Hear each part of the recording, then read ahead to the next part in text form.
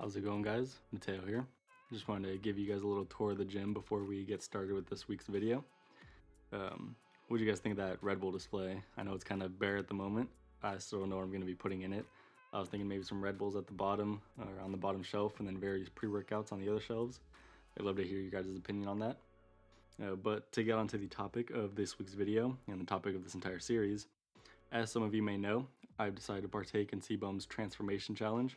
And for those of you who don't know what I'm talking about, Cbum, or Chris Bumstead, is a bodybuilder who has recently posted on his Instagram a challenge which he ended up calling the Thavage AF Transformation Challenge, in which the first place winner ends up getting to fly out for a weekend with all expenses paid to go work out with him, and the second place winner ends up getting a Thavage weightlifting belt as well as a PS5. And if you can't already tell, I'm shooting for second place. Now, the main reason I'm both doing this challenge and recording the entire progress is because I've been training for the past 5 to 6 years now, and I'm nowhere near where I want to be in terms of progress.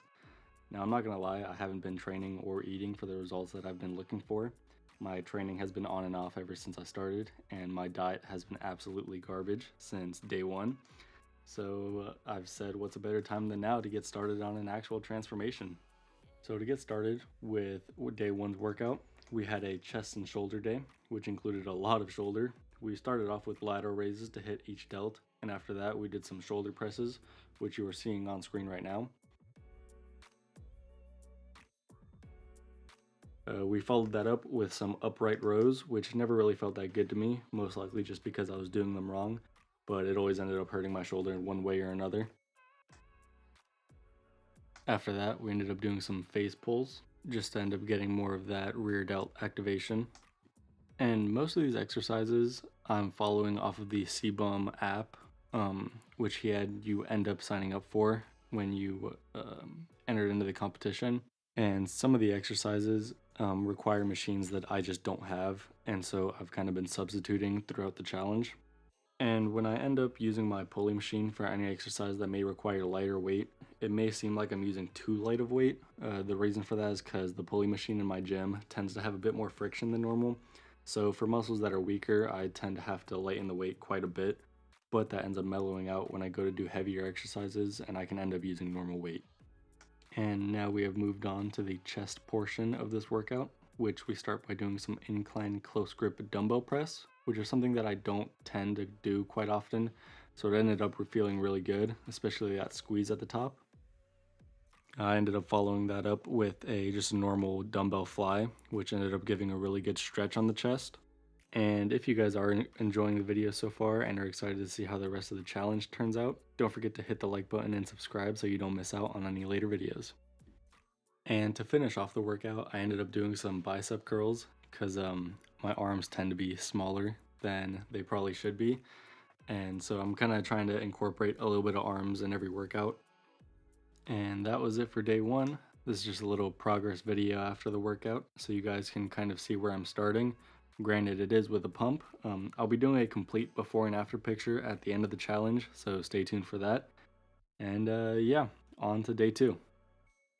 So day two's lift was a hamstring and back day, primarily focusing on the hamstrings, which is something that I'm not really used to since my lifts used to consist of either a push-pull legs, where you would primarily focus on chest for push, back for pull, and then quads for legs, with everything else being more of just accessory lifts, or a bro split where legs weren't even a part of the equation. So focusing on the hamstrings were weird to say the least, but I digress. The first exercise we did were deadlifts, and another thing I wasn't really used to was the high rep count the program had us do. I'm used to whenever I would deadlift, it would be more in the 1 to 6 rep count, by higher weight of course. But in this program we were doing 12 to 15 reps, which again is something I hardly ever do, so you can imagine I had to lower the weight quite a bit. The next exercise I ended up doing was a low bar squat in replace of a leg press, because as you can tell, I don't have a leg press machine. I still tried to mimic as close as possible to using the machine, so as you can see I'm really leaning forward and sticking my butt out so I can get a really good stretch on the hamstring. That was pretty much it for the main compound lifts of the day. After that, it seemed to be a lot of accessory lifts, so we followed that up with some landmine deadlifts, which was yet another exercise I was completely new to, yet enjoyed. Probably the biggest stretch I've gotten on my hamstrings in quite some time. After that, we did some landmine squats, which really didn't go the way I intended them to.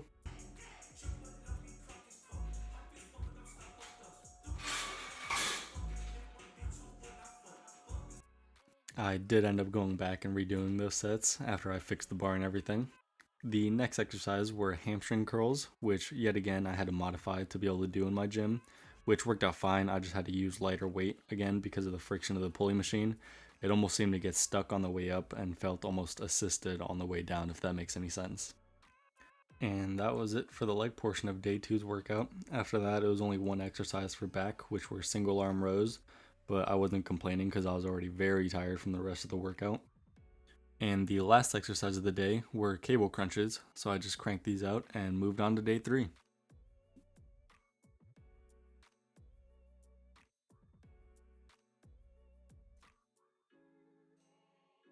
Here we are on day 3, which was arm day, so bicep and tricep. The first exercise we did was just a normal tricep extension with the rope. But this next footage was actually taken before set number 1. I just thought it would be cool to transition from day 2 to day 3, so I put it in that order. But I just wanted to show how my arms looked without a pump. Moving on to exercise number 2, we had dips, which I don't know if you can tell, but our dip machine is kind of unstable, so there happens to be a bit of a wobble to it, which kind of sucks. I guess you could say it works the core a bit. After that, we just had some over-the-head rope tricep extensions, and that happened to wrap up the tricep portion of the day, so we ended up moving up on the bicep. For the bicep portion of the workout, I'm going to kind of speed through it a bit because it wasn't anything out of the ordinary. We had your normal preacher curls, which were supposed to be done on a machine, but of course I had to substitute free weight preacher curls in its place. After that, I did a superset of seated bicep curls with seated hammer curls. Right after that, I finished up with some 21s with weight that might have been a bit heavy. As you can see, I'm kind of swinging the weight quite a bit at the end.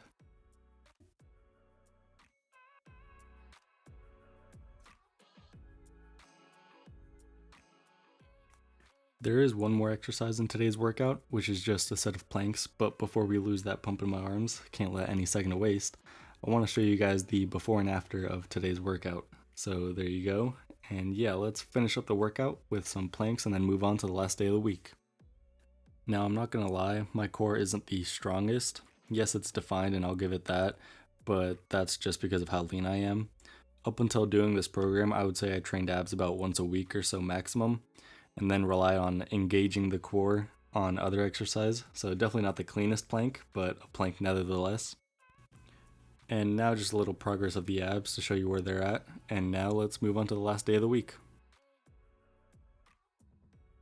Alright, here we are on the last day of the first week. Quick update for you all on my diet.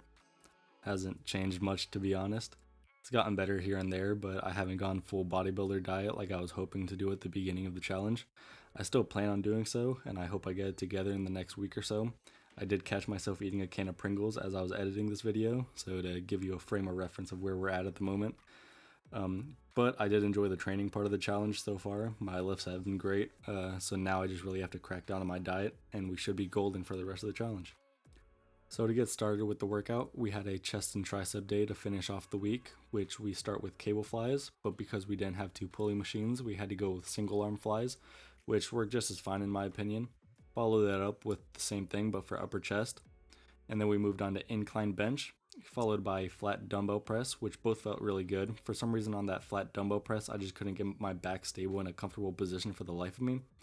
And that's kind of why you see me squirming while performing the exercise. After that, we moved on to triceps, so we performed some dips. I ended up making this more of a chest movement though, by leaning in a way to where I was facing the ground and pushing more with my chest than my triceps, because I never really do that when I do dips, and I thought I might give it a try and see how it went. And then we moved on to purely tricep exercises, which was a superset of strict straight bar tricep extensions, followed up by the same thing but with a stretch, so letting the bar come up a bit more. And then I ended up using a bit of momentum for those reps, just so I could crank out a couple more, you know? And then to finish off the week, we did some over-the-head tricep extensions. Nothing too special. And then as we show the final results for the week, don't forget to like the video and subscribe so you don't miss out on the rest of the journey. And I look forward to sharing the progress with you guys. Have a good day.